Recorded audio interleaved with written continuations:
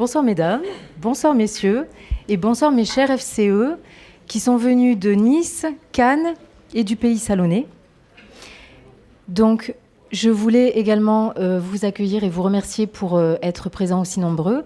Au nom de l'ensemble de la délégation des adhérentes FCE Var-Estérel, nous sommes à ce jour une trentaine. Donc le succès de cette soirée est vraiment un travail commun et je les remercie toutes. Je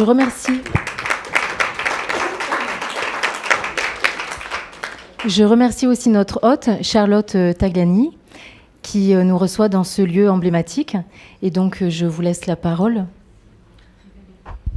Juste un petit mot pour vous remercier d'être tous présents. On est très heureux de vous accueillir chez nous, surtout aussi nombreux et nombreuses. C'est une belle réussite, je pense, en grande partie aussi grâce à Madame Courtade qui nous fait l'honneur d'être là ce soir. Donc, je vous souhaite à tous une très belle soirée. J'espère que vous apprécierez le repas et la soirée. Merci beaucoup. Alors, je vous rappelle ce qu'est l'association des femmes chefs d'entreprise. C'est une association qui a été créée en 1945 par Madame Yvonne Edmond-Foinant, que vous avez connue. Et cette association permet une juste représentation économique des femmes sur notre territoire et également au niveau mondial, avec également la création de FCEM. Je remercie aussi donc nos délégations voisines, donc, qui sont venues de Nice, de Cannes, du pays salonnais, Aix-en-Provence. Et je vous rappelle que les objectifs de l'association sont d'accroître la reconnaissance des femmes chefs d'entreprise auprès des institutions publiques, d'être entendues collectivement et de permettre aux adhérentes d'avoir des mandats au sein des institutions. Rappelons également que notre fondatrice, Yvonne Edmond-Foinant, a été la première femme élue en 1945 au sein de la Chambre de commerce et d'industrie, et elle a une salle au sein de la Chambre de commerce et d'industrie de Paris qui porte son nom. Donc c'est un bel hommage, et c'est également un hommage que nous lui rendons ce soir dans la transmission de tout ce qu'elle a construit.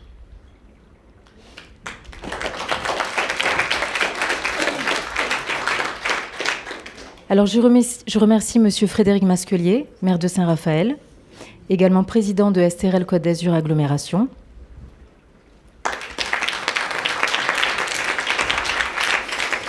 Je remercie Madame Aurore Laroche, conseillère régionale. Madame Élodie Marcandella, conseillère municipale. Madame Véronique Piel, conseillère municipale, représentant Monsieur David Lisnard, maire de Cannes. Je remercie également Stéphane Benamou, président du MEDEF Var, et vice-président également de l'Union patronale du Var. Je remercie aussi ma vice-présidente, Yousra Assaïri, et qui est également membre associé de la Chambre de commerce et d'industrie de Saint-Raphaël.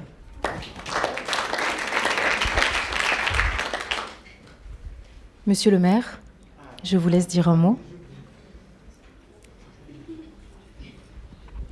Merci beaucoup Claire, merci à vous tous de m'accueillir. On m'a demandé comment je me sentais, très à l'aise.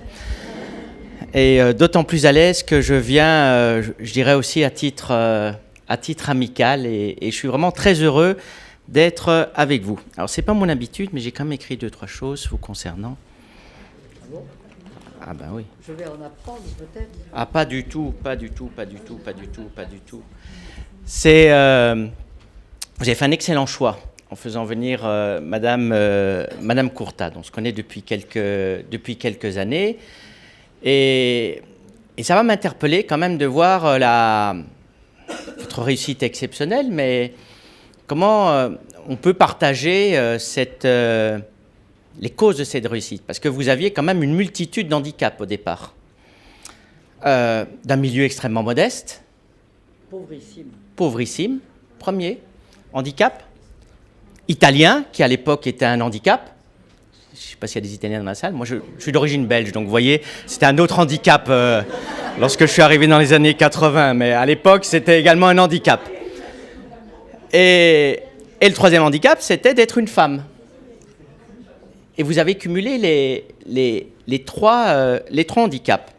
Alors, on se voit de temps en temps, on a un dîner semestriel entre nous, donc ça me permet d'échanger. Parce qu'Annie va vous exposer, vous êtes aussi dans tous les domaines, vous êtes passionné par la politique, c'est un point d'intérêt. Oui, vous êtes une entrepreneur qui a réussi, et ce sera intéressant de voir comment on réussit. Je suppose qu'on aura toutes les anecdotes aussi de la réussite d'entrepreneur, les échecs, la persévérance et votre caractère exceptionnel. Mais c'est intéressant de vous connaître aussi par vos passions, par ce qui a pu aussi faire que vous ayez cette force de caractère. Donc la politique, vous aimez. La politique, c'est faire des choix. C'est pas la politique politicienne, mais le choix politique. Vous n'aimez pas beaucoup le en même temps, si je puis dire. Elle déteste. Vous êtes passionné par le sport. Vous n'aimez pas perdre. Vous détestez aussi. Et vous êtes également passionné par la culture. C'est vrai que vous faites beaucoup de choses à Cannes quand même. Mais puisque vous êtes également au sein de l'orchestre philharmonique. Donc ça, c'est trois éléments qui permettent déjà de découvrir un petit peu Madame Courtade. Alors, j'ai un peu poursuivi. Vous avez des valeurs fortes et affirmées. Je crois que c'est un élément aussi important d'expliquer une réussite. On ne peut pas d'avoir sans valeur, on ne construit pas sur du sable.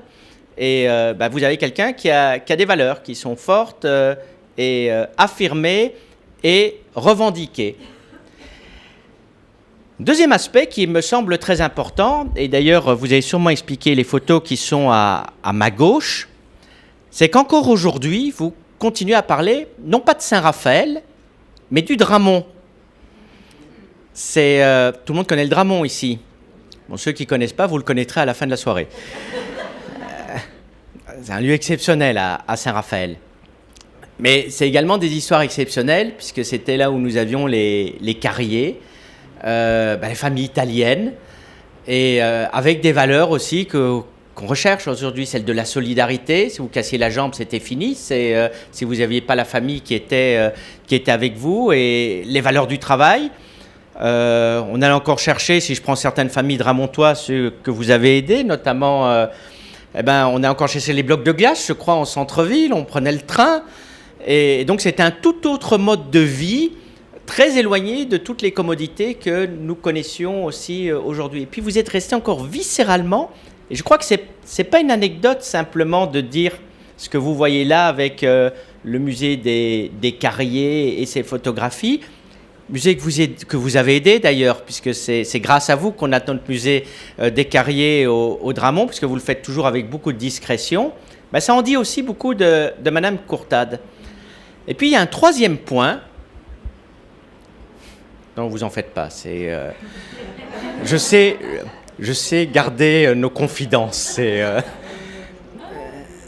C'est la culture et l'éducation. À Saint-Raphaël, on a une école qui a disparu aujourd'hui, qui s'appelle l'école des Myrtes. Il n'y a plus que les anciens des écoles des Myrtes. Bon, ils sont anciens puisqu'elle a disparu. Donc, et vous vous retrouvez chaque année. Et je suis invité aussi chaque année. Quand je peux venir, je viens. Mais vous êtes quasiment toujours là.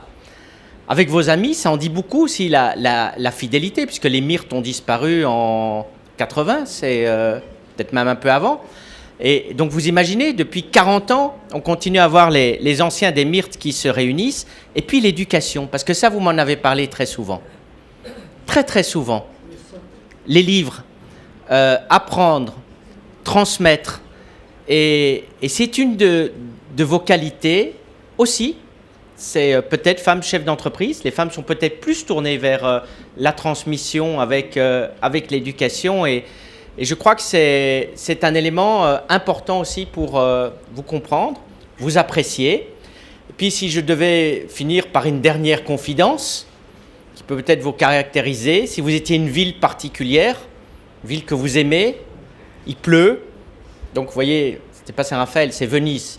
C'est pour ça que je faisais cette comparaison, et qui vous ressemble assez bien, j'y réfléchissais, dans la mesure où Venise, c'était des villes puissantes aussi, qui s'est imposée dans le monde entier. mais qui s'est imposée aussi avec délicatesse, avec la culture, et pas seulement par la force, mais également par l'intelligence. Donc voilà, c'était quelques mots que je voulais partager, vous dire qu'en tout cas, je suis très très fier d'être là ce soir, et je suis très très fier de vous avoir toujours à nos côtés comme une formidable ambassadrice de la ville de Saint-Raphaël. Merci beaucoup, Annie.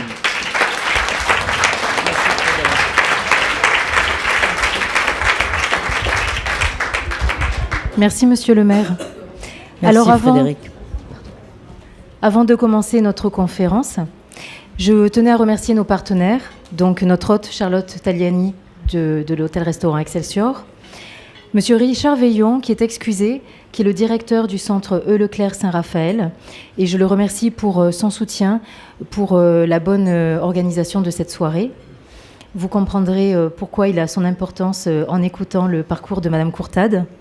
Je remercie également Média Innova, qui s'occupe d'enregistrer ce soir notre podcast. Merci Baudouin Smith. Et je remercie également notre photographe Rachel Collin, Color Lab de Fréjus.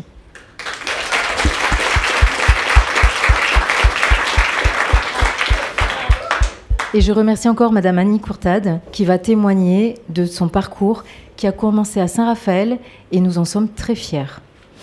Donc pour pouvoir apprécier et vous émerveiller tout au long de la soirée, je vous demanderai de bien vouloir éteindre vos téléphones.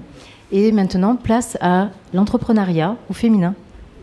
Merci beaucoup Claire pour cette présentation effectivement des femmes chefs d'entreprise. Bienvenue à tous et à toutes.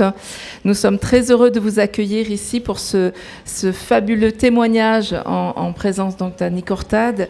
L'objectif de cette rencontre, de cet entretien, c'est bien sûr de découvrir qui se cache derrière la personnalité d'Annie Courtade, de mettre en lumière son expérience de femme chef d'entreprise et de présidente d'associations sportives ou culturelles, et de connaître son point de vue sur la place des femmes dans le monde des affaires, dans le monde de l'art et du sport. Alors Annie Courtade, bonjour. Bonjour. Votre vie est un véritable roman, comparable à un roman, et je ce défi de vous présenter en quelques mots. J'ai eu votre CV entre les mains, mais c'était impossible de le synthétiser. Alors voilà, en quelques mots, vous êtes donc d'origine italienne, précisément donc toscane. Vous étiez orpheline à 2 ans. Vous avez grandi à Saint-Raphaël, plus précisément au Dramont. Vous êtes une ancienne professeure de lettres. Et veuve aussi à 27 ans, puis également à 40 ans, et mère de 2 enfants. Alors, vous avez effectué une brillante carrière professionnelle dans le groupe Édouard Leclerc. Vous étiez propriétaire de plusieurs magasins Leclerc, mais aussi présidente de l'ECASUD, la centrale d'achat de Leclerc, dans la région du Sud-Est, jusqu'en 2019. Alors, vous étiez la seule et unique, on peut le préciser, femme dans ce cercle fermé et masculin des centres Édouard Leclerc. Vous faites partie des 16 présidents de région qui, par leur réussite économique et leur influence, pèsent sur les destinées du groupe. On peut rajouter vos différents mandats. Alors vous êtes, pour certains, bien sûr, on peut pas tout, c'est pas exhaustif. Vous étiez président du Racing Club de Cannes en volley féminin pendant 25 ans. Président de l'AS Cannes Foot, président de l'Orchestre régional de Cannes Provence-Côte d'Azur, administrateur de l'hôpital Lanval, de la CEMEC, Palais Festival de Cannes, de la Fondation Meg, et j'en passe. Voilà. Alors, on peut l'applaudir. Nous allons découvrir bien sûr votre parcours de chef d'entreprise et qui se cache derrière Annie Courtade. Alors, avant de parler de votre parcours professionnel très riche, on l'a vu, je commencerai par une question très simple. Depuis 85 printemps, qu'est-ce qui fait courir Annie Courtade ? Qu'est-ce qui vous a animé au fond toutes ces années ? Bon, je cours un peu moins vite aujourd'hui, physiquement je parle, hein, parce que dans l'emploi du temps... j'ai un marathon, c'est simple, tous les matins je me lève en me disant que je suis une guerrière et que j'ai un combat à mener et que j'ai une bataille à gagner. Qu'est-ce qui me fait courir ? C'est l'envie de faire. comme disait Bernard Brochant, faire FAIRE en majuscule. La passion d'entreprendre, de réaliser, d'avoir des objectifs, de fédérer des équipes autour de moi pour un objectif commun. En fait, c'est la passion, la motivation, l'envie d'avoir envie, comme le chantait Johnny Hallyday, tout simplement. Et on peut se le réapproprier toutes et tous. Tout à fait. Alors, on le voit, vous avez une forte capacité d'investissement et de motivation. D'où cela vous vient-il? C'est un vrai cheminement, c'est votre histoire? Vous savez, ce n'est pas la peine de faire appel à Monsieur Freud. Moi, je pense que je n'ai pas besoin de me coucher sur un divan. Je crois que c'est Saint-Exupéry qui disait qu'on ne se remet jamais de son enfance. En fait, ce sont les handicaps qui m'ont forgé le caractère fort, je pense que j'ai. On dit que le cœur se bronze ou se brise à travers les épreuves, mais j'étais orpheline à 2 ans de mère, ensuite de père. J'ai été élevée au Dramont à 2 ans, puisque j'étais recueillie par mes grands-parents, qui étaient mineurs, à la fois mon grand-père paternel et maternel. On vivait dans des corons au soleil, vous ne les avez certainement pas connus. On vivait dans des maisons sans eau, sans électricité, sans chauffage. Et je vous fais quand même la grâce de ne pas être impertinente et de croire que c'était en 1914. Voilà. Donc, puisque les maisons, je crois, ont été rasées en 1960. Mais nous étions heureux parce que personne n'avait rien. Aujourd'hui, les gens sont frustrés et malheureux parce que le superflu est devenu nécessaire. Nous, on luttait simplement pour avoir l'assiette remplie à midi et le soir. Ce qui m'a manqué le plus, c'est pour cette raison, je pense que je suis si investie dans la culture, c'est qu'il a fallu que j'attende d'aller au Myrte, justement au Collège des Myrtes, pour trouver des livres, des journaux. Il y avait une absence totale de culture, et puis c'était une colonie italienne. Il n'y avait que des Italiens qui parlaient italien entre eux pour conserver justement leurs racines. Vous savez, vous n'avez pas connu, mais j'ai vu dans les autocars, enfin j'étais trop petite pour le voir, mais mes oncles et mes tantes qui m'ont élevée, il y avait marqué sur les écriteaux « interdit aux chiens et aux Italiens ». Aujourd'hui, il y a d'ailleurs un dessin animé qui est paru à ce sujet, « interdit aux chiens et aux Italiens ». Voilà. Donc, on a vécu dans la misère. Et je pense que c'est ce qui m'a donné cette rage de vaincre. J'avais le couteau entre les dents parce que je ne voulais surtout pas avoir la vie qu'avaient mes 2 tantes qui m'ont élevée et mes 2 oncles. Mes 2 tantes étaient, on appelait à ce moment-là, aujourd'hui on appelle ça employés de maison, mais c'était autrefois des bonnes à tout faire. Elles étaient placées à 12 ans. 12 ans. Imaginez vos enfants à 12 ans être employés de maison. Vous étiez employé de maison chez des commerçants de Saint-Raphaël. C'est incroyable aujourd'hui. Voilà. Donc la motivation, elle vient de ses racines, de l'enfance. On voit effectivement que vous luttiez pour la survie. Il y a une rage de vivre toujours actuelle. Toujours, oui. Toujours, c'est ce qui vous anime. Oui. J'ai encore plein de choses à faire. Voilà. Vous savez, il y a un proverbe japonais qui dit que quand on n'a pas de projet, on meurt. Ouais. Donc il faut que vous ayez toujours en votre âme et en votre cœur, dans votre mémoire, quelque chose à faire, un projet à construire, mais pas tout seul, puisque la réussite, elle n'est jamais solitaire, elle est toujours solidaire les uns des autres. Seul, on ne fait rien. D'ailleurs, c'est la fameuse phrase des chefs d'entreprise femmes. Qui vous plaît beaucoup, c'est seuls, nous sommes invisibles, ensemble, nous sommes invincibles. Je trouve cette on peut la phrase reprendre formidable. Ensemble, d'ailleurs. Voilà. Les femmes chefs d'entreprise, pas suffisamment. 2. Seuls, nous sommes invisibles. Ensemble, nous sommes invincibles. Tout de suite, on se sent plus forte. Hein. Oui. À toi. Et alors, Madame Courtade, quelles sont les rencontres fondatrices qui vous ont guidée? Alors, les rencontres fondatrices, ce sont, alors dans l'ordre, Madame Suchet, Janine Suchet, qui avait monté le premier centre Leclerc de tout le sud-est à Fréjus-Plage. Une petite épicerie de 1000 mètres carrés. Le premier supermarché. Voilà. Et pourquoi je l'ai rencontrée? Eh bien, ma vie, elle est faite que d'accidents. j'ai été mariée avec un rapatrié d'Algérie. J'avais 20 ans, il avait 35, c'était mon premier amour. Nous nous sommes mariés et 7 mois après, il s'est tué dans un accident de voiture sur la route de Brignoles. Il y avait des platanes. Voilà, une mauvaise rencontre. Et il était rapatrié d'Algérie, où il était d'Alger, avec une réussite extraordinaire. Il était agent Riva pour toute l'Algérie. Il était également industriel. Il avait des usines d'anchois à Chifalo. Ils étaient, eux, origine de Sicile, et ils avaient traversé les mers pour pouvoir aller en Algérie en 1830. Voilà.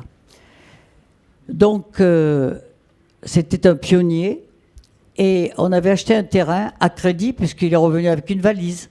Il a tout abandonné. Et ce terrain, il est évident, moi j'étais jeune professeur, il était veuf d'un premier mariage, et il avait un enfant de 9 ans que j'ai élevé. Et puis, il est évident que son décès a fait que je ne pouvais absolument pas garder ce terrain. Je gagnais 700 francs par mois en tant que professeur. Et un jour, je vois débarquer Madame Suchet qui vient me voir en me disant « Vous avez un terrain qui est mitoyen de ma maison à Santa Lucia. Je sais que ce terrain, vous ne pouvez pas le garder, vous n'avez pas d'argent. Je le veux, je l'achète. » Alors moi-même, j'ai dit qui c'est cette folle là? Mais en fait, c'était une femme remarquable. Et nous sommes devenus très amis. Très, très amis. En fait, nous étions scorpions toutes les deux, nous avions le même caractère. Certains diront mauvais caractère, moi je dirais du caractère. Voilà. Je me suis occupée de ces enfants parce qu'elle me disait « J'ai tout réussi dans la vie, sauf mes enfants, c'est un constat d'échec, ce sont 2 cancres. » Voilà. Et je me suis occupée d'eux le soir, à faire les devoirs, à réciter les leçons, etc. etc. Et puis je me suis remariée avec mon premier mari, qui est le père de mes enfants. C'est pour cette raison que je m'appelle Courtade, parce que j'ai, de mon côté paternel, c'est Fastelli, et côté maternel, c'est Paul Vérigny. La famille Paul Vérigny qui est très connue, notamment à Haguet, puisque c'est toute une colonie d'Italiens qui a essaimé donc sur la côte. Et nous sommes devenus amis. Nous faisions beaucoup de sport ensemble et tout. Et puis un jour, mon mari était pilote. Un jour, elle m'appelle et elle me dit la seule chose qu'il ne fallait pas me dire, t'es pas cap. Alors, je lui dis, qu'est-ce que tu me racontes là? Parce qu'elle me dit, voilà, il y a le magasin du Canet Rocheville, pas du Canet Rocheville, du Canet, un supermarché. Nous allons devoir nous séparer de l'adhérent qui n'est pas sérieux, qui gère mal, qui a un gros passif. Voilà. On va voir si tu es cap ou pas de reprendre ce magasin. Moi qui étais professeur, qui avait les IPES, qui avait donc mon CAPES, qui avait une maîtrise dont le titre était la théorie des 4 éléments selon Bachelard dans l'œuvre de Ronsard, vous pouvez penser quand même que ce n'est pas une voie royale pour vendre des petits pois. Et je lui ai dit, mais tu es complètement folle. Elle me dit, je te fais confiance, je sais que tu réussiras. Le magasin bat de l'aile, mais je sais que tu réussiras. Finalement, c'est un conseil que je vous donne, choisissez bien l'homme ou la femme qui partagera votre vie. Parce que mon mari qui était pilote d'avion, je lui en parle de façon anecdotique le soir, parce qu'elle m'avait dit, je te donne 48 heures pour prendre ta décision. Et je lui en parle, et il me dit, ton choix sera le mien. D'où l'importance de bien choisir la personne qui partage votre vie. Finalement, C'est important. Ouais. Il faut une adhésion. J'ai passé la nuit à réfléchir et puis j'ai dit finalement, j'ai quoi à perdre? Je n'ai pas d'argent. Il y avait 1 650 000 francs de dette en 1974. D'ailleurs, on m'aurait dit 10 millions, 20 millions. Pour moi, c'était exactement la même valeur. Je vous rappelle que je gagnais 700 francs par mois. Voilà. Et j'ai dit, au fond, je me mets en vacances de l'éducation nationale, puisque c'est quand même une des grandes vertus de l'éducation nationale, de pouvoir se mettre en retrait, on garde votre poste. Je pense que pendant 10 ans, le jeune professeur qui m'a remplacé au lycée devait prier pour que je revienne jamais. Voilà. Et c'est comme ça que je me suis lancée dans cette aventure. J'ai tout appris avec mes collaborateurs. La comptabilité avec l'expert comptable. Qui peut le plus, peut le moins. Hein. Voilà. Il suffit simplement envie d'avoir envie. C'est le maître mot. C'est ce que je reproche aujourd'hui à cette génération qui a beaucoup moins d'ambition que ce que nous en avions, nous. Voilà. C'est la passion chevillée au corps. Voilà. La passion, la volonté, effectivement. Ça va avec la volonté, l'enthousiasme, le partage. Ne jamais oublier le partage avec ses collaborateurs. De toutes vos valeurs. Effectivement, c'est un point fort. Vous avez fait carrière dans le secteur de la grande distribution. Hein, on a dit groupe Édouard Leclerc, un secteur historiquement masculin. Quels ont été les plus grands défis que vous avez rencontrés en tant que femme, chef d'entreprise, et comment vous les avez bien sûr surmontés? D'abord, je n'ai travaillé qu'avec des hommes. Et je signale que ce sont eux qui m'ont élue présidente de la région. C'est quand même pas une épicerie. J'ai dirigé pendant 30 ans la Lucas Sud. C'est 1,5 milliard d'euros de chiffre d'affaires. Donc c'est quand même un grand défi. Combien y a-t-il de femmes dans le groupe Leclerc parmi les adhérents? Moi, j'ai toujours été toute seule. Sur... Aujourd'hui, il y a des frémissements, puisqu'il y a 53 centres Leclerc qui adhèrent à la Lucas Sud, sur 11 départements du Sud-Est, y compris la Corse. Aujourd'hui, j'ai réussi quand même à rentrer 7 jeunes collaboratrices qui sont devenues ensuite des adhérentes Leclerc, patronnes indépendantes. Ça a commencé un petit peu par laisser la voix qu'aux filles d'eux ou aux ex-femmes d'eux. Et aujourd'hui, il y a encore beaucoup de choses à faire dans le progrès de la parité. J'espère qu'on parlera de la parité d'ailleurs. Justement, on peut enchaîner d'ailleurs, parce que j'allais parler de votre leadership, mais sur la parité, quel est votre regard sur, que ce soit en interne au sein de Leclerc ou même en externe, est-ce que vraiment cette histoire de parité, vous-même, quel est votre regard déjà, votre posture par rapport à ça? Alors, la parité, j'étais au départ contre. Je ne crois en la parité qu'au mérite et à la compétence, et non pas au sexe. Je trouve qu'avoir la parité au sexe, c'est humiliant. Ça me fait penser, nous qui sommes avec M. Benamou de l'agroalimentaire, ça me fait penser au quota des vaches laitières. Et je pensais que c'était même contre-productif pour les femmes. Et François Léotard, qui était un ami depuis toujours et un homme que j'adorais, un jour m'appelle et me dit j'organise le congrès du PR à la Baule. Je n'étais pas PR, hein, mais il me dit je te demande de venir témoigner, puisque je sais que tu es contre la parité et tu auras une interlocutrice de choix. Ah bon? Devinez, c'était Simone Veil. En voilà une véritable icône, un modèle inspirant. Je lui ai dit, mais non, je ne viens pas, je n'apporterai pas la contradiction. Et il m'a dit, oui, tu viens, parce qu'il faut que tu exprimes justement la contradiction et dire ce que tu penses. Bon, je suis allée. Je peux vous dire que j'étais dans mes petits souliers quand même. Et nous avons débattu dans un amphithéâtre. Et j'ai expliqué ce que je vous ai dit, en beaucoup plus long, bien sûr, parce que là, on est obligé de raccourcir. Et j'ai défendu bec et ongle ma position, et elle a défendu les quotas et la parité et les quotas, etc. Et après, nous nous sommes retrouvés et elle m'a dit, vous savez, je pense comme vous. Mais pour faire bouger les lignes, pour faire bouger les choses, il faut imposer aujourd'hui des quotas. C'est la seule façon de faire bouger les choses. Et en fait, elle avait raison. Nous nous sommes retrouvés après à Nice, puisque je suis administrateur à l'hôpital Lanval et on a nommé une salle à son nom. J'étais à côté d'elle, on a reparlé de ce moment fort et j'en garde un souvenir extraordinaire. Elle m'a écrit d'ailleurs une lettre manuscrite que je garde au chevet de mon lit parce que pour moi c'est une femme qui a tellement fait pour la cause féminine que j'en garde une admiration. C'est une rencontre. C'est une belle rencontre, Voilà, belle rencontre. qui vous a façonné dans votre parcours. Tout à fait. Et selon vous, justement quels sont les changements majeurs qui devraient être adoptés pour que la place des femmes dans les grandes entreprises soit pleinement reconnue et valorisée? Voilà, que faire pour une promotion des femmes dans les sphères dirigeantes? Aujourd'hui, on impose dans les conseils d'administration la parité.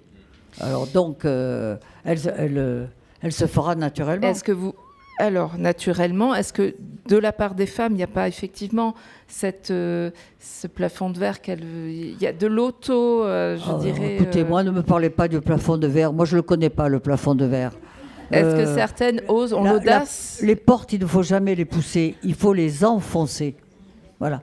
La vie, elle est une succession de portillons. Si vous attendez chaque fois qu'on vous laisse la place, on vous la pique. Je dis toujours que la pire ennemie des femmes, c'est la femme elle-même. La femme a toujours le syndrome de l'imposteur. Mais en fait, quand vous donnez un poste à un homme ou une femme, l'homme ne se posera jamais la question « est-ce que je serai capable d'eux ?» Il prend le poste et il fait ou il ne fait pas, ou il fait plus ou moins bien. Mais il fait. La femme, elle doute toujours. Est-ce que je serai capable d'eux ? Parce qu'elle a toujours dans sa tête l'envie de réussir à parité la vie professionnelle, familiale et personnelle. Mais c'est un leurre. C'est un leurre. Il faut choisir la voie que vous souhaitez vous tracer pour vous réaliser et ensuite faire son chemin et ne pas avoir de bleu à l'âme. C'est stérile, ça ne sert à rien. Et ça, ce cap-là que vous avez, vous devez le tenir par votre propre volonté, par votre propre envie de faire. Le choix, c'est votre liberté. Mais ça a le rebond. Le choix, c'est renoncer. Voilà. Alors, bravo.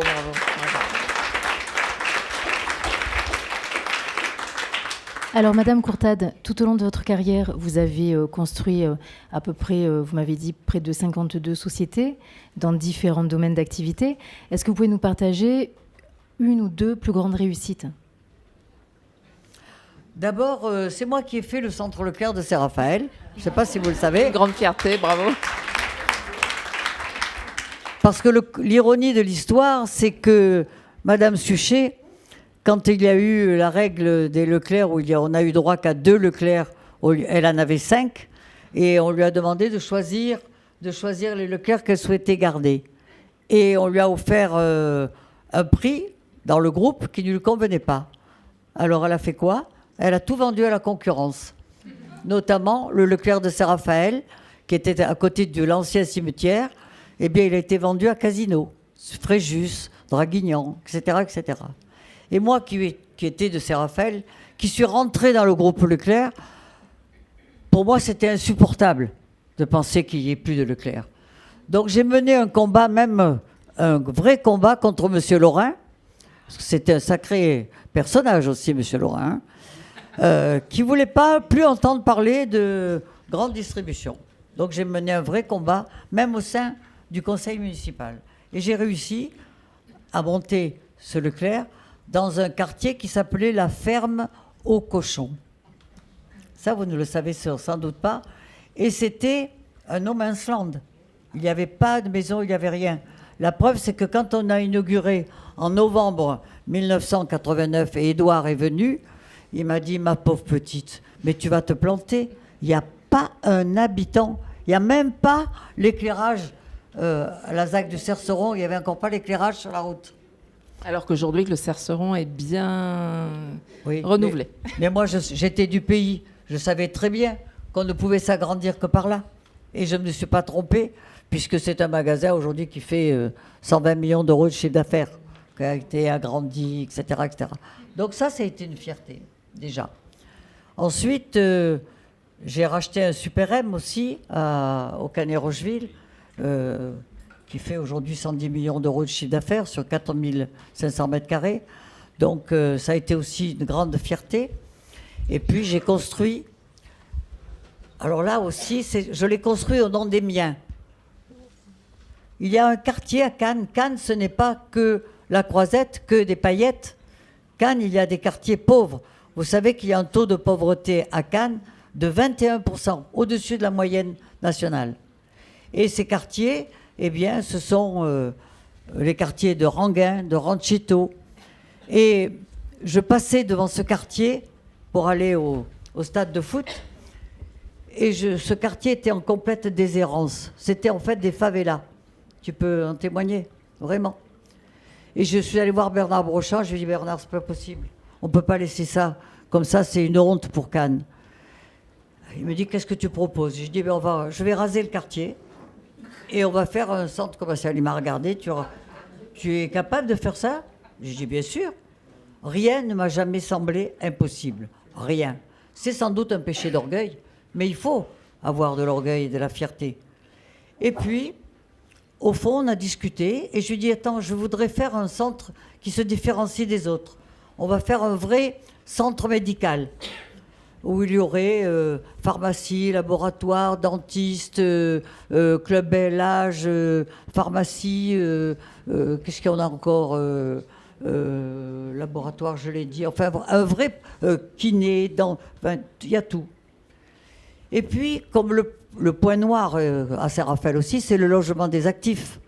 Dans un secteur que je connais bien, puisque je suis aussi dans la restauration, je lui ai dit, écoute, je te propose, on va construire des logements en habitat social au-dessus pour loger des actifs qui ont envie d'avoir des loyers modérés, mais de les respecter. Et on a fait au-dessus de ce centre commercial 54 logements. Et j'ai reproduit ensuite ce même schéma, mais en plus grand, à Mougins, où au-dessus du drive que j'ai monté là-bas, nous avons fait, avec Richard Gallier, le maire de Mougins, nous avons fait 127 logements pour seniors, mais aussi pour actifs. Voilà. Donc là, ce sont des fiertés. Voilà. Ma fierté... Ça va au-delà, effectivement, de la grande distribution. Vous pensez... Tout à fait. Global, c'est-à-dire infrastructure, logistique et donc habitat, puisque pour garder les familles, il y a besoin de logement. Tout à fait. Aujourd'hui, quand on recrute, vous savez que c'est le logement pour actifs qui, justement, est l'épine dans le pied, parce qu'aujourd'hui, dans la restauration ou dans les campings, il faut loger aussi les employés, parce que les loyers sont tellement chers que vous ne pouvez pas... Ils ne viennent pas d'ailleurs. Ils ne viennent pas de Bretagne, de l'Est et tout, etc. Donc on est bien obligé. Moi j'ai acheté des immeubles frappés de péril à Grasse, à Valoris et tout, pour justement les réhabiliter et loger mes collaborateurs. Là aussi, ça peut être une de mes fiertés. Je rebondis là-dessus, Annie Courtade, c'est qu'au-delà effectivement de votre leadership, où vous avez effectivement parlé de volonté et d'audace et d'art de convaincre, hein, qu'il faut se battre tout le temps, vos équipes sont très importantes. Vous pensez toujours collectif. Le collectif et l'humain sont des valeurs extrêmement importantes dans votre parcours et au quotidien. Sans l'humain, vous n'êtes rien. C'est aujourd'hui le management, c'est l'humain. C'est être à l'écoute. Personne ne détient la vérité. Alors, il faut alimenter sa réflexion. Et qu'est-ce que c'est qui fait le limon de votre réflexion? C'est l'échange. C'est communiquer. C'est... il n'y a pas qu'une vérité, il y a des vérités. Donc c'est à partir de ces échanges avec mes collaborateurs, avec mes collègues et tout, que ensuite il est évident qu'en tant que chef d'entreprise, vous êtes tout seul pour prendre votre décision, la décision finale. Mais avant cette réflexion, il faut la maturer, il faut la mûrir, il faut... Voilà, faut la confronter, effectivement, et la confronter, avec ses équipes. Oui, c'est l'échange. Voilà. Et le partage. Vous savez, on a une règle dans les Leclerc, vous savez, on distribue 25% de résultats avant impôt à nos collaborateurs. Alors, ça nous aide, puisqu'il y a certains magasins qui distribuent jusqu'à 18 mois de salaire. Il est évident que ça fédère aussi du monde. C'est motivant. Mais c'est l'aventure humaine qui fédère beaucoup plus que l'argent. Dans le monde de l'art et de la culture, Claire. Alors, je dirais, Madame Courtade, vous nous avez fait le plaisir de nous accueillir dans vos bureaux. Je dirais que nous avons un point commun, qui est la passion pour l'art et la culture. Donc, j'ai bien compris que c'est ce qui vous nourrit. c'est votre bouffée d'oxygène. Et c'est pour cela que vous êtes autant investi et engagé au sein de la Fondation MAG, au sein de l'Orchestre Philharmonique de Cannes. Quels sont les projets à venir ? Cette soif de culture, elle s'explique par le manque que j'ai eu pendant mon enfance et puis après.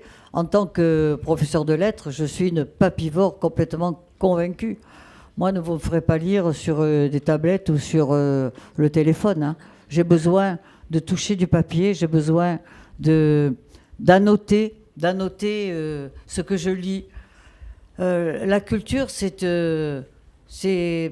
le supplément d'âme qui vous fait grandir. Ce sont les rencontres. J'ai eu la chance de rencontrer dans ma vie, et ils sont devenus des amis personnels, des gens comme Adrien Mag, comme Jean-Michel Wilmotte. Et avec ces gens-là, ils m'ont, si vous voulez, initié à la culture, à l'art, au dessin, à la peinture, à la musique. Pensez que la musique, au Dramo, c'était Bella Ciao, hein. Ça ne dépassait pas ça. Voilà. Donc, je me suis construite au fil des années grâce aux rencontres que j'ai faites. Voilà. On dit que Dieu écrit droit avec des lignes courbes, mais c'est vrai, une vie, on ne part pas d'un point tout droit pour aller à un autre. On fait des circonvolutions comme ça.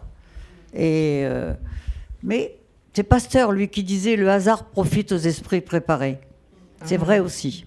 Donc, il faut cultiver cet esprit préparé. Tout à fait. Il faut être toujours ouvert à tout, aux autres. Il faut garder une curiosité éternelle. Il faut apprendre. Sachez que si on n'apprend plus, on désapprend. Et c'est ce que je m'incite toujours quand je vais dans les universités ou dans les écoles de commerce, rencontrer des étudiants. Je leur dis toujours, soyez toujours en veille. Voilà, en veille. Pour happer ce qui peut se présenter à vous. Pour cette raison, il faut avoir tous les chakras ouverts. Alors, on va parler de votre engagement dans le sport. Là aussi, c'est une belle ouverture pour vous. Donc, votre engagement de plus de 25 ans, hein, au sein même pour la présidence du Racing Club de Cannes Volleyball, où là, vraiment, tous les titres étaient, je dirais, c'était quasiment acté, presque tous les ans. On s'attendait à une victoire de Cannes, volleyball féminin. Et je crois qu'une fois, Saint-Raphaël a gagné. Une fois, quand même. Il y a eu une victoire. Mais bon, on vous doit effectivement 20 fois championne, 20 titres. Qu'est-ce que vous suceriez à l'oreille de vos joueuses pour qu'elles gagnent autant ? En 25 ans de présidence, nous avons gagné, ce sont elles qui ont gagné.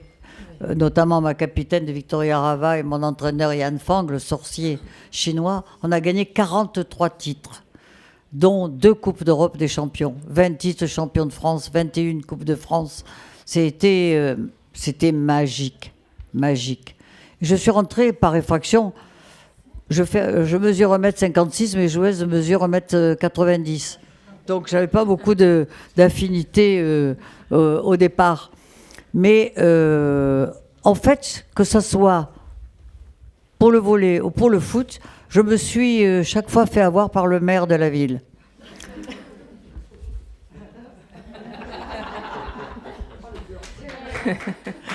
Parce que un jour, c'était Michel Mouillot, m'appelle et me dit Annie, il faut que tu prennes le Racing Club de Cannes. Le président, il faut que je le vire. Il parlait comme ça. Parce qu'il avait fait un procès à la fédération et tout. Et puis moi, les filles, ça ne m'intéresse pas. Ça me casse les pieds, ce truc. Bon, je dis que j'ai autre chose à faire. Moi, je joue au tennis comme sport. Et quand j'étais universitaire, le handball. Et puis, un jour, j'ai dit, tiens, je vais aller voir un match. Et j'ai rencontré des filles fort bien câblées, parce que c'est un sport aussi universitaire. Des filles intelligentes, un beau sport, élégant et tout.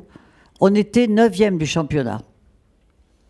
Alors j'ai dit, moi les ventres mous, ça ne me plaît pas. Hein. J'ai dit, il n'y a qu'une place. C'était la phrase de Rose Kennedy, il faut toujours faire la course en tête, c'est là où il y a le plus d'air et le moins de monde. Moi, ça a toujours été ma maxime. Donc c'est ce que je disais à mes filles, il faut gagner. On est là pour participer, certes, parce que moi, la maxime de Pierre de Coubertin ne me plaît pas beaucoup. Participer, certes, mais il faut gagner.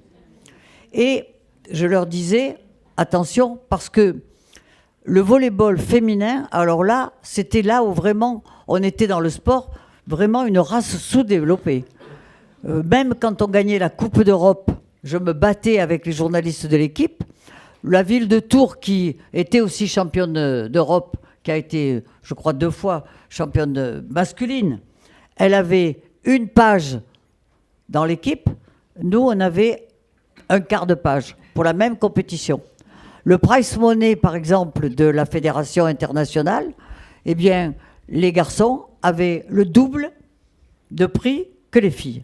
Alors là, je peux vous dire que je leur ai mené la vie dure, dans toutes les instances, vraiment. Je suis un peu casse-pied, vous l'aurez deviné certainement. Mais je ne lâche jamais le morceau, quand je pense que la cause en vaut la peine. Et juste, oui. Voilà. Et simplement, je crois beaucoup en la vertu de l'exemplarité, dans tout. Donc je pense que si vous voulez donner envie d'avoir envie aux autres, eh bien il faut que vous-même puissiez transpirer l'envie. Voilà, l'envie de faire, l'envie de gagner, l'envie de motiver, l'envie de partager. Voilà. Vous avez répondu à toutes nos dernières questions qui étaient justement les qualités essentielles des conseils à donner aux chefs d'entreprise, aux femmes chefs d'entreprise que vous avez. Je crois que, bon, c'est un raccourci, mais les conseils, c'est à travers mon propre témoignage que je pourrais... C'est un peu présomptueux de donner des conseils. Moi, simplement, je dirais qu'il ne faut jamais baisser les bras.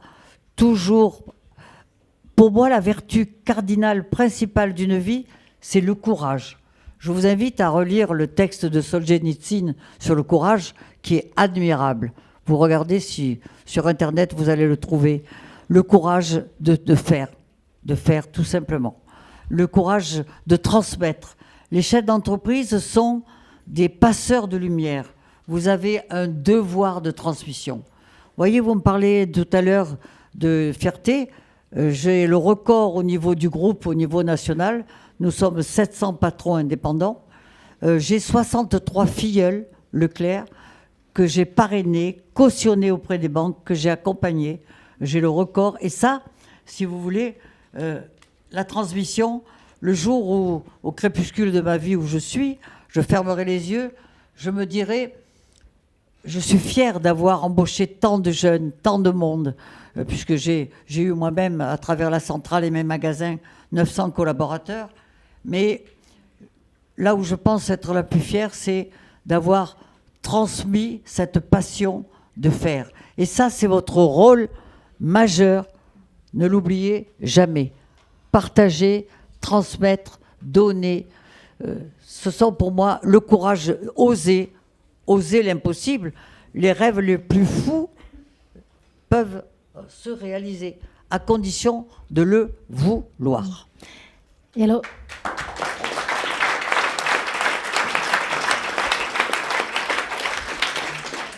alors, Madame Courtade, j'ai une dernière question.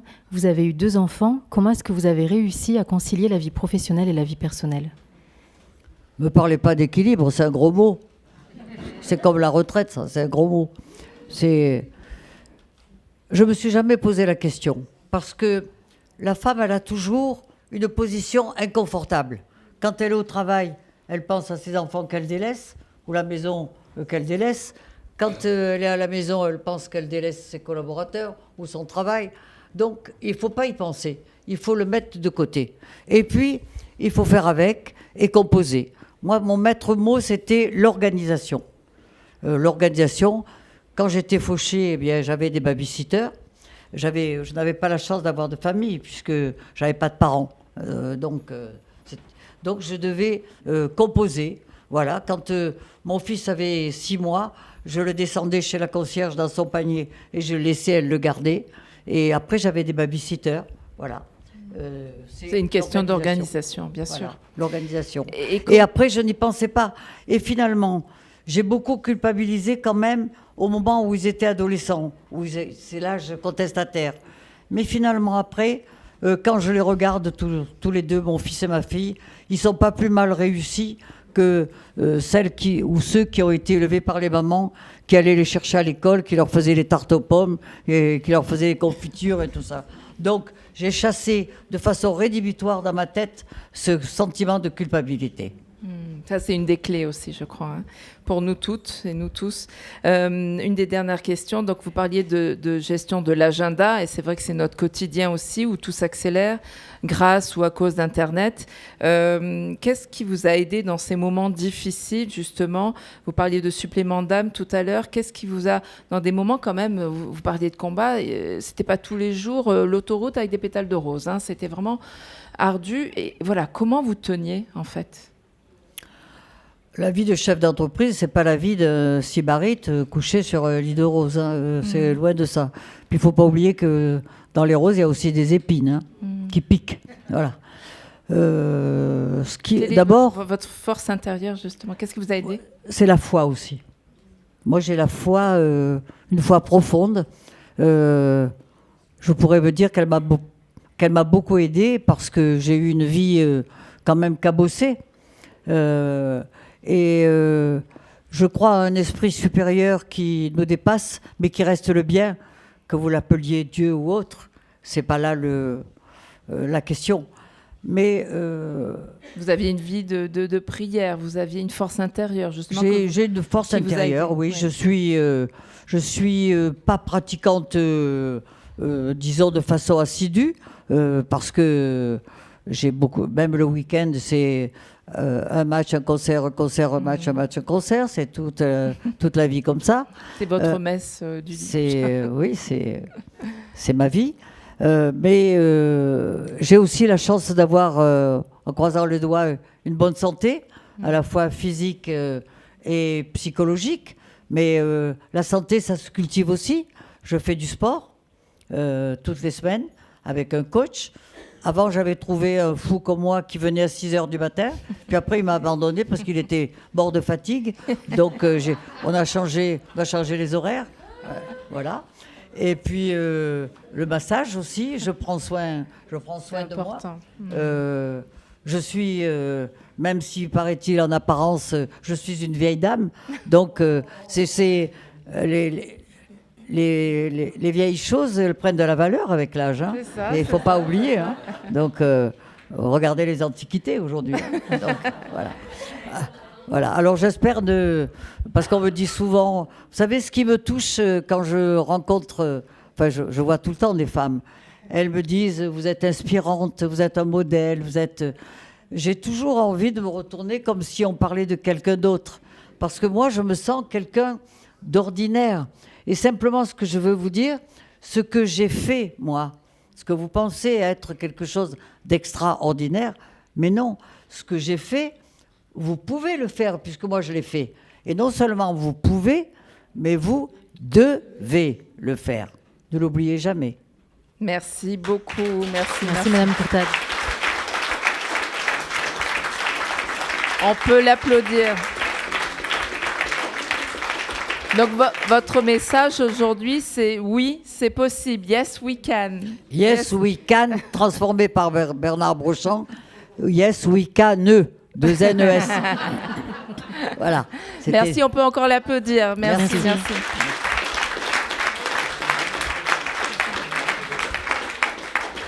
Est-ce que vous auriez quelques questions pour Madame Courtade? On fait passer un micro. Quelle est la leçon ou quelles sont les leçons dans votre parcours qui vous ont appris quelque chose et qui vous ont fait changer éventuellement votre manière de diriger, quelles sont les leçons vraiment qui ont été marquantes et qui du coup vous ont appris quelque chose? La vie, elle n'est pas faite que de réussite. D'ailleurs, on pourrait ergoter longtemps, ratiociner sur la réussite. Qu'est-ce que c'est la réussite? Réussir sa vie, réussir dans la vie, etc. Vous avez des échecs. Et les échecs sont très enrichissants. Parce que vous pouvez les transformer, si vous le souhaitez, en opportunités. Et puis l'échec vous enrichit parce que je dis toujours d'ailleurs à mes collaborateurs, vous avez le droit de vous tromper. Vous avez toujours le droit de vous tromper. Mais pas 2 fois la même connerie quand même. Parce que là, on va continuer à se poser des questions. Donc ce qui m'a fait changer, ce sont aussi les échecs. Et puis, de rencontrer des gens beaucoup plus intelligents que moi. Il faut toujours viser plus haut. Ne pas prendre des collaborateurs, justement, pour pouvoir être le chef comme à l'armée espagnole, et prendre des gens d'un niveau plus bas, de peur qu'ils vous piquent la place. Moi, j'ai jamais eu peur qu'on me pique ma place. Parce que moi, j'ai piqué la place des autres, et notamment la place de certains hommes. Voilà. Et donc, je vous disais, rien ne me fait peur. Mais c'est peut-être, c'est sans doute un défaut. Sans doute un défaut. De ne pas avoir peur ? Comment ? Un défaut de ne pas avoir peur ? C'est un péché d'orgueil. Ça pourrait être un péché d'orgueil. On trouve toujours plus beau, plus intelligent, plus riche que soi. Il faut toujours regarder au-dessus dans l'intellect pour pouvoir progresser et enrichir son intellect et sa culture et enrichir son propre comportement. Mais il faut aussi regarder au-dessous et il faut tendre la main aux autres, notamment aux autres qui ont beaucoup moins que ce que vous avez vous. Voilà, toujours. Est-ce que toujours j'ai le ce droit à une sentiment deuxième du question ? partage. Moi, j'ose une deuxième question, puisque vous avez dit oser, donc osons. Vous parliez tout à l'heure de la jeune génération qui n'ose plus ou qui n'a plus la foi, ou qui en tout cas n'a pas beaucoup envie d'avoir envie. Voilà, moi j'ai 2 filles qui ont 17 et 27 ans. Et je fais un peu le même constat que vous, même si pour la grande, elle a fait de brillantes études, etc. Mais c'est compliqué aujourd'hui avec les perspectives qui sont quand même crise écologique, crise économique, crise sociétale. Entre Poutine et Trump aujourd'hui, c'est quand même compliqué. La peste aussi. et le choléra. Voilà, la peste et le choléra. Donc l'horizon s'assombrit. Donc quand on a 27 ans ou quand on est jeune et qu'on est dans ce contexte-là qui est quand même inédit, qu'est-ce que, quand on est Annie Courtade, on dit à ces jeunes ? D'abord, honnêtement, vous voulez qu'ils se battent pour quoi aujourd'hui, les jeunes ? Ils ont les portables à 10 ans à l'école. Est-ce que vous pensez qu'ils ont vraiment le couteau entre les dents ? Et puis, on a tué la valeur du travail avec déjà les 35 heures. Alors, on ne parle que de loisirs. Ça me désespère de voir ça, moi. Alors, il faudrait leur donner justement envie d'avoir envie. Mais vous savez, quand il y a eu les 35 heures, moi, je pensais que c'était certainement les employés du plus bas niveau que ça aurait interpellé. Mais non, ce sont les cadres qui ont été les plus touchés. C'est pas, Marc ? Totalement. Hein ? Les cadres qui vous parlent de RTT, qui vous parlent de... Ouais, les RTT. Ça, moi, j'ai découvert. Hein. Ça, c'est ce mal nécessaire. Ouais. C'est incroyable, ça. Pourquoi, justement, cette génération, elle ne pense qu'aux loisirs, aux vacances ? Pourquoi ? Parce qu'ils n'ont pas de projet. Ils n'ont pas de projet parce qu'ils vivent quand même dans des conditions de vie qui sont tellement lointaines de la génération d'avant et encore moins de ma génération, au Dramo, c'était Zola. Hein. Je peux vous le dire. Hein. C'était Zola. Voilà. Et moi, quand j'avais 15 ans et que j'allais au Myrte, je rêvais simplement d'avoir de l'argent pour m'acheter une paire de collants. Parce que j'étais la seule, certainement, qui allait au Myrte avec des chaussettes tricotées par ma grand-mère. Alors, imaginez le progrès aujourd'hui. C'est extravagant. Après, je suis allée à Boulouris, parce que le lycée de Saint-Exupéry, il n'existait pas. Moi, j'ai été professeur ensuite, parce que j'ai été élève au Myrte, puis ensuite élève à Boulou, au CREC et le CREPS, et ensuite j'ai été professeur à Saint-Exupéry. J'ai certainement peut-être été professeur de vos parents, peut-être. Voilà. Mais j'avais un autre nom, je m'appelais Mercurio, de mon premier mari. Voilà. Alors, je ne sais pas. Je pense qu'aujourd'hui, il faudrait vraiment un grand sursaut pour changer les mentalités. Il faudrait un grand coup de pied dans la fourmilière là, pour rétablir la valeur de la patrie, d'être fier d'être français, de le revendiquer, le courage de faire. J'avoue que je réfléchis souvent et je fais partie de cercles comme l'APM, comme qu'est-ce que c'est la quête de sens aujourd'hui? Je ne sais pas. Mais si on continue sur la voie où on est aujourd'hui, à mon avis, on sera un pays foutu. Voilà. Donc, il vous appartient à vous de faire changer les choses. À vous qui êtes des mamans, qui êtes des sœurs, qui êtes des femmes, des amantes, voilà. C'est à vous de changer les choses, de les bousculer. C'est une vraie mission qui doit être donnée aux femmes. Je voudrais rebondir, et oui, je pense, très sincèrement, permettez-moi d'abord de vous saluer et de redire toute l'admiration qui est la mienne pour le parcours qui est totalement exemplaire. Vous avez employé les termes justes, combat, la seule place qui compte, c'est la place numéro 1. L'exemplarité, le partage. La responsabilité qui est la nôtre, c'est de veiller à nourrir une forme d'horizontalité pour que chacune et chacun de nos collaborateurs, qui sont finalement les hommes et les femmes les plus importants pour nous, entrepreneurs, puissent être récompensés là où ils doivent l'être. Tout à fait. Et l'entrepreneuriat, et c'est peut-être un point qui nous différencie, c'est que l'entrepreneuriat, c'est une formidable dose d'enthousiasme, d'optimisme.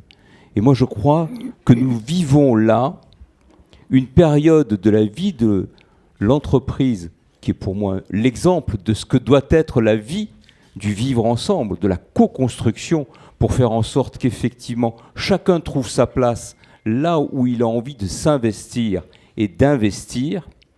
Eh bien, je pense qu'aujourd'hui, l'opportunité nous est offerte, peut-être par réaction, certes, peut-être par réaction. L'opportunité nous est offerte de relever ce challenge que provoque vraisemblablement par ses extravagances Trump avec son acolyte Musk. L'opportunité nous est offerte de relever ce challenge et de le gagner. Parce que la force des entreprises, c'est aussi l'adaptabilité. C'est aussi la capacité à travers une agilité, c'est un mot qui vous va bien aussi, l'agilité, de pouvoir s'adapter immédiatement aux circonstances qui s'accélèrent. Je crois que nous, entrepreneurs, à travers cette exemplarité-là, nous pouvons embarquer les jeunes générations qui sont véritablement, sincèrement, un trésor de capacité, d'adaptabilité, avec certes des exigences un peu différentes des nôtres. Et alors, pas très grave, on s'adapte. Ils ont besoin d'un équilibre, d'une quête de sens, d'un équilibre vie privée, vie professionnelle un peu plus marqué. Oui. Finalement, objectivement, Oui, là, ils n'ont pas tort. est-ce que de ce point de vue-là, nous avons été véritablement exemplaires? Pas du Je tout. ne le pense pas. Pas Voilà. du tout. Donc, Pas du tout. il nous donne une forme de leçon que nous devons assumer et que nous devons veiller à faire en sorte de satisfaire. Et je crois que ça, c'est une opportunité qui est énorme. Encore une fois, Annie, merci pour cette inspiration qui a été la vôtre. Merci. Merci. On partage les mêmes cercles tous les deux, puisque moi je fais partie du bureau de l'Union patronale des Alpes-Maritimes et du MEDEF aussi, puisqu'on se rencontre et on se voit aussi à la REF à Paris chaque année. Mais la vie de chef d'entreprise, c'est une vie passionnante. Vraiment, je ne changerais ma vie s'il m'était donné de la refaire. Je crois que je serais chef d'entreprise beaucoup plus tôt encore, parce que je l'ai été à 32 ans, mais je crois que j'aurais monté mon entreprise à 17 ou 18 ans, parce que c'est une vie d'aventurier. Ce sont les derniers aventuriers des temps modernes, les chefs d'entreprise, les entrepreneurs. Et vous verrez, c'est jouissif, vraiment. C'est jouissif. On pourra faire un petit micro-trottoir peut-être ultérieurement, pendant le repas, après le repas, pour voir justement comment vous considérez votre vie de femme, d'homme, de femme chef d'entreprise. Et ça serait vraiment une bonne compile des valeurs, en tout cas, que vous portez toutes et tous. Merci. Et le mot de la fin pour Claire ? Merci beaucoup, Madame Courtade. Moi, je suis tellement admirative. Je me sens comme une petite fille qui vous... Mais vraiment, c'est vraiment... Et merci beaucoup. Et alors, la petite fille que je suis dirait que la force de l'entrepreneur, c'est quand même d'avoir cette capacité de résilience. Tout à fait. Donc la foi, la résilience, l'audace et le courage. Tout à fait. Et l'optimisme. Et l'optimisme malgré tout, mais l'optimisme, ça viendra aussi, ça sera le résultat de ce que vous ferez et ce que vous devez faire, voilà, pour bousculer les choses et changer le monde. Moi, j'ai toujours rêvé, même toute petite, de changer le monde. C'était drôle parce que au Dramont, on avait l'école qui était au-dessus de lac qui est aujourd'hui, et notre école était là, et j'étais en face de l'île d'Or. C'était merveilleux comme cadre, vous imaginez? Et je regardais, j'étais fascinée, et je m'attendais toujours à ce qu'il y ait des pirates qui sortent de cette tour qui est quand même incongrue dans le paysage. Et je me disais, il va y avoir des pirates qui vont venir et qui vont changer le Dramont, qui vont donner qu'on ait à manger, qu'on ait du chocolat, parce que on avait quand même des passions premières. Moi, j'ai connu le chocolat quand les Américains ont débarqué, quand même, parce que j'avais 4 ans en 1944, quand ils ont débarqué. Les souvenirs que je conserve, c'est de voir les chars sortir de l'eau du Dramont, au Poussailles, la place où il y a les plages où il y a le Galet. Et c'est là où j'ai mangé la première fois de ma vie un carré de chocolat et un chewing-gum. Vous imaginez les souvenirs de guerre que j'ai? Mais j'ai aussi le souvenir des bombes. On partait parce qu'on avait droit qu'à 2 places dans les ferrières, dans les collines, où il y avait des abris. Et mes grands-parents restaient à la maison, se sacrifier parce que c'était eux qui auraient été bombardés, qui mouraient. Et avec mon oncle Maurice, qui m'en mettait sur ses épaules, on courait, et j'entendais les bombes qui éclataient à gauche, à droite. On arrivait à le temps se jeter dans le... Je suis terrifiée à l'idée que nos enfants, que nos petits-enfants puissent connaître une fois encore la guerre. C'est atroce la guerre. C'est horrible la guerre. Jamais il faut qu'elle revienne. Jamais. Voilà.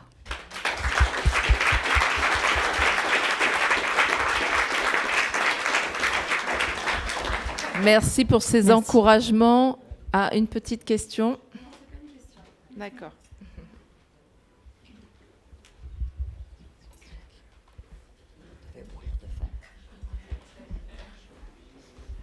Merci beaucoup, même si ce n'est pas très protocolaire de prendre la parole après vous, monsieur le maire.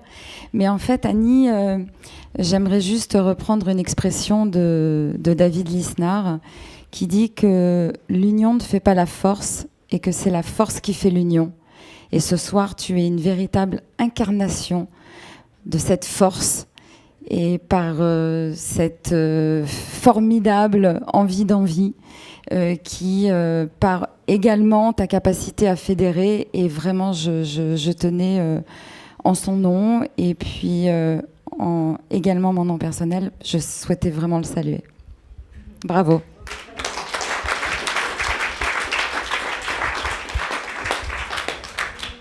C'est pas très objectif ce que tu dis, parce que comme tu es une amie, tu me vois avec les yeux de Chimène. Donc c'est pas très objectif ça. Hein. Merci en tout cas. Merci. Vous voyez, Merci je suis beaucoup. tellement heureuse d'être à Saint-Raphaël et de venir intervenir devant vous. Vraiment, ça me...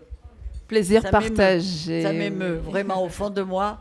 Et j'espère que en haut, dans le ciel, mes parents, mes grands-parents voient que, bon, j'ai fait des choses. Et c'est pour eux, c'est une vraie récompense pour une vie qui a été une vie terrible. Voilà, terrible. Vous avez Merci. tout transformé. Bravo.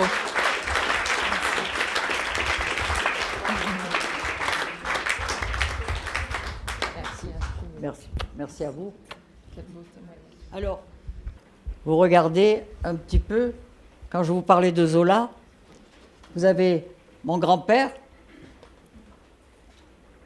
ma mère, ma tante, ma grand-mère qui m'a élevée et qui partait à pied du Dramont, à pied pour aller à l'hôtel de la Baumette, laver les draps à la main, à pied du Dramont, et revenir à pied. Vous imaginez la vie? Quelle époque? L'époque? Voilà. Vous aurez le loisir, effectivement, après le repas, de regarder un petit peu les photos, avec ces vrais témoignages. Et merci aussi, monsieur le maire, pour cette intuition que vous avez par les livrets mémoire de Carrier. Les prochaines vidéos, je crois que le Conseil de développement aussi a voté pour des témoignages vidéo pour nos anciens qui ont une transmission. Je pense que Annie Courtade en fait partie. Et nous, on est très heureux avec l'équipe Media Innova aussi de prouver qu'en vidéo, il y a l'émotion qui passe au-delà des interviews et des podcasts. C'est vraiment cette... vous nous avez enrichi, comme vous avez aussi enrichi, je pense, durant toute votre carrière, vos équipes, mais aussi aujourd'hui, nos cœurs sont emplis et merci infiniment. Merci beaucoup.